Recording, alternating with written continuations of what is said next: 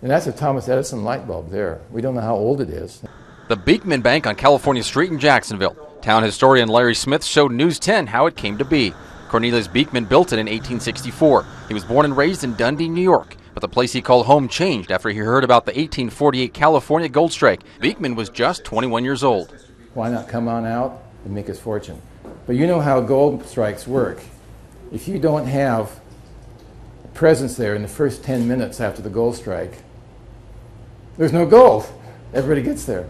The gold strike was basically over by the time he arrived and went to work for Cram Rogers, an express company. After his employer went bankrupt, Beekman took over ownership of the company. He transported gold out of Jacksonville and added services as people asked for loans, starting in an unofficial bank. Bank out of his back pocket. He'd pull a book out, he'd write your name down, how much you owed, what the interest was. Can you believe the interest was around 25%? We yell at 3 or 4%. And then he put it back in his pocket, and that's how he ran his bank. Beekman became an agent for Wells Fargo and built his bank in 1864. This 1859 map of Oregon gives the building's age away. Crater Lake isn't even on there. To keep all his records secure, he needed fireproof safes. If his ledgers were lost, he wouldn't know who owed him any money. You can see how it is double-proofed. The bank has survived 3 fires and is the oldest wooden building on the street. It helped make Beekman the richest man in town, mainly through banking and buying about $25 million of gold. He also sold school supplies and even insurance. Doesn't this give you security?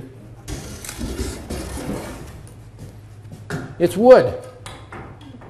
It's not steel. It's supposed to be painted black to make it look like it's steel. The gold Beekman took in went through his gold sorting device and then onto a gold scale. They would actually weigh it here.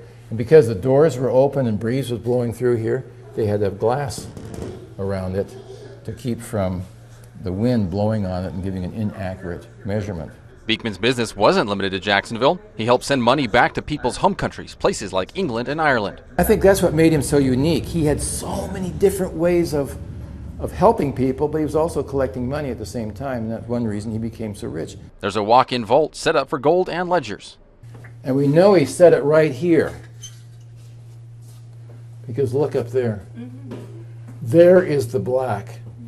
That black has been accumulated over 100 years. Beekman closed his bank in 1913 and died in 1915.